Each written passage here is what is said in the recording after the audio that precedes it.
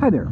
Welcome back to the Complex Games Apologist series on the venerable campaign setting of Harn. This first topical video will be about the political geography of that subcontinent, and because I believe that campaign settings are a means to an end, I am not focusing on the dogmatic. I am not repeating the factual so much as I am, in each of these videos, going to confront you with my reasoning for why the campaign setting is useful and in which bedrock you can rest your campaigns to achieve specific kinds of stories and to color your game sessions with particular kinds of ambiance.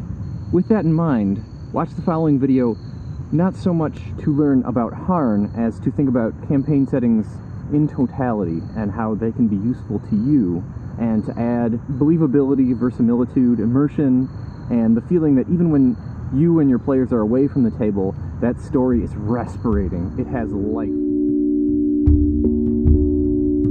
The Seven Kingdoms of Hârn can be roughly divided into three groups.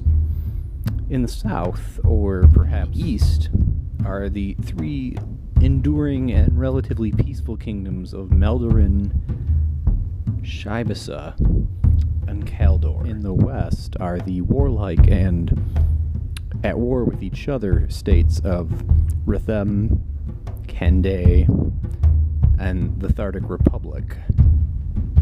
And off here in the north, the kingdom of Orbal, which has recently been repossessed by Viking raiders.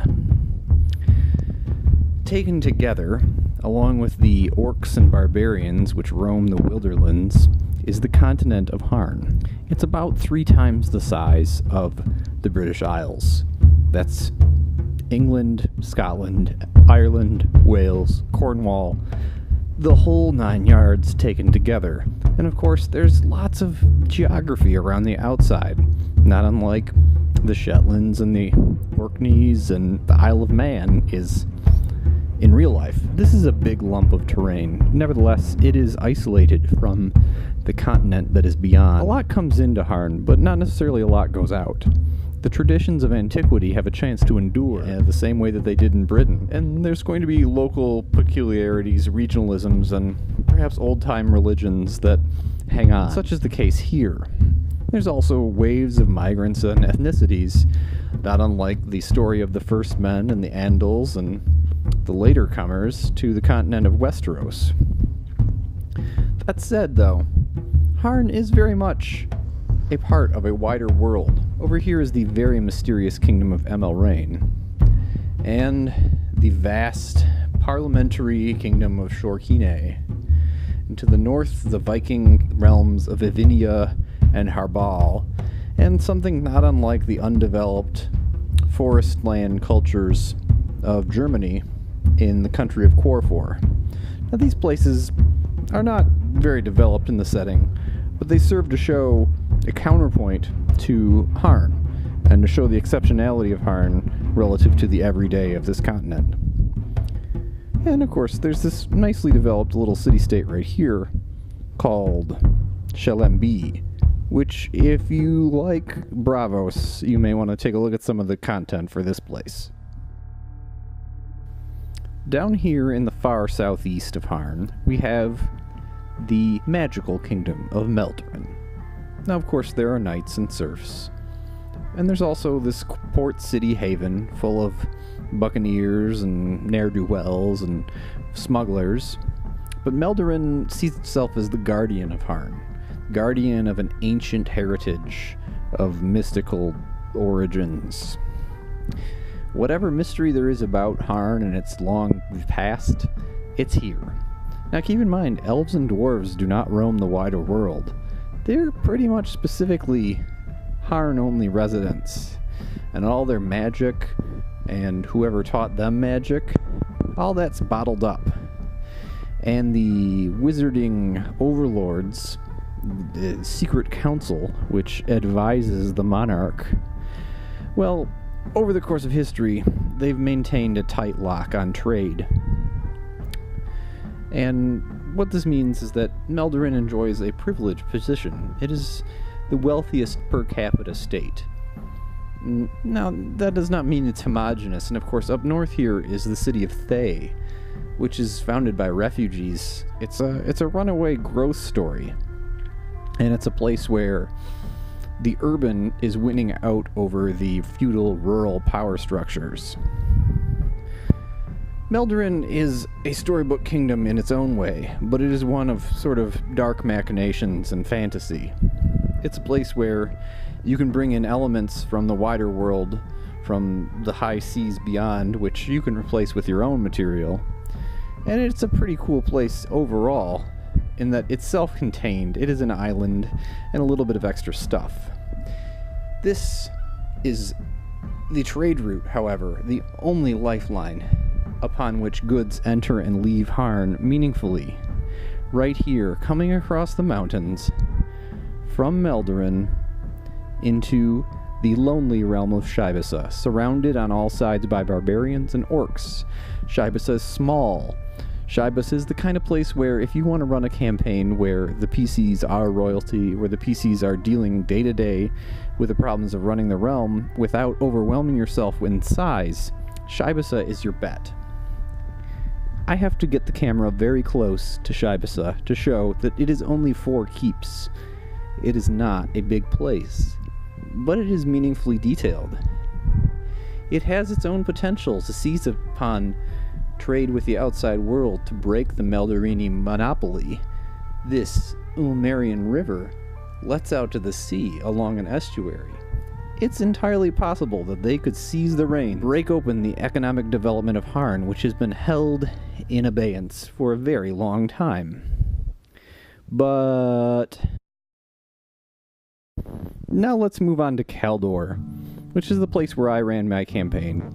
It is, at least in appearance, a storybook kingdom full of earls, but it has a legacy of internal strife, not unlike the rebellion against King John, which brought about Magna Carta. It is a place where serfdom is the rule, and where the wealth is possessed by a very few, because there is not trade to enrich anyone else, and where the grip of the guilds is meaningful in its hindrance of commerce. Set against this kind of calcification, however, is a looming succession crisis.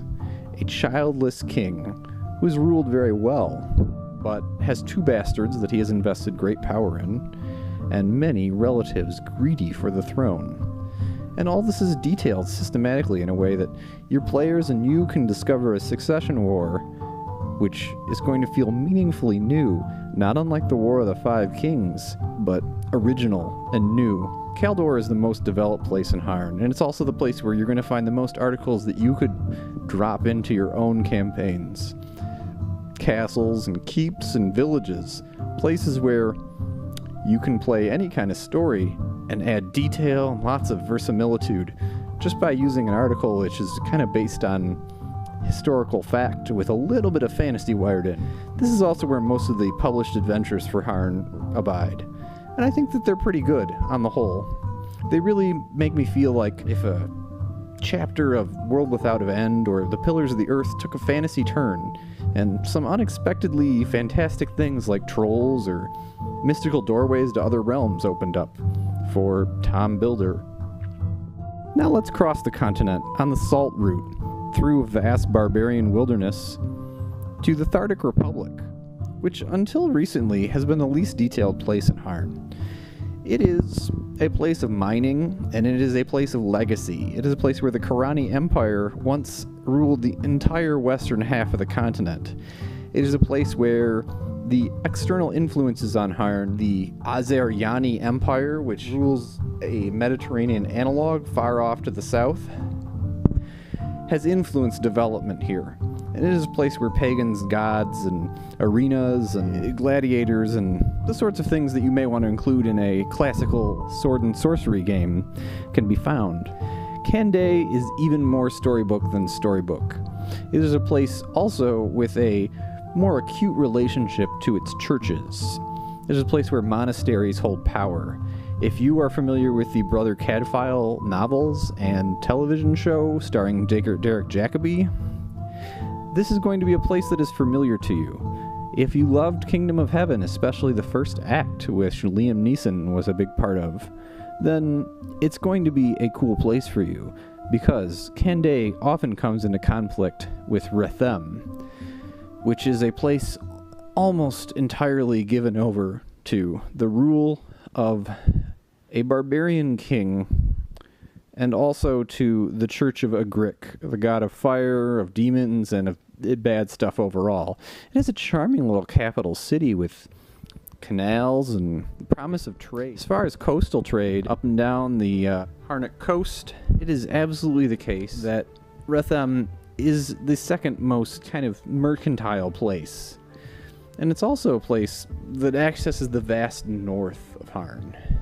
And as we pan across these realms where once the dwarves ruled and had a great city, which I won't tell you where, we come upon Orbal, which was the seat of what we would call the First Men in Westerosi terms, a Jaren kingdom, an old ethnicity which precedes the people who ruled the other lands. But these people have been recently dispossessed by Vikings. Yes, Vikings. Raiders from across the continent coming in longships, possessed primarily of ambition, who have replaced the local lords and are enriching themselves. There are fjords here. There are shipbuildings. There is whaling. There's a feeling freedom of opportunity. If you like the Vikings television show, then this is going to be a place where you may be able to develop your own ideas. Let's pan out here. Let's consider Harn as a whole. It's a place waiting for you. It's detailed. Every spot on here which is named has got an article, more or less. And yet, it is a place to interject your own ideas. It has a copyright date of 1983, which should seem like it's dated, but it's my experience that as we get more and more into accurate medieval touchstones, as the visuals of films and as the humanity of films and television becomes more real, we want to tell stories about knights, but also about the people in between, that Harn begins to shine. Because Harn is grounded in humans. I hope that you're going to enjoy as we consider the three units here. And for Orbal, we'll talk about the elves and the dwarves and the long past which precedes. But first we're going to talk about Melderyn, Shavaya, and Kaldor, which may seem a little vanilla, but that's just on the surface. So stay tuned as we journey across Harn this autumn. I hope you're enjoying it. I'm the Complex Games apologist. Have fun, guys. And roll dice.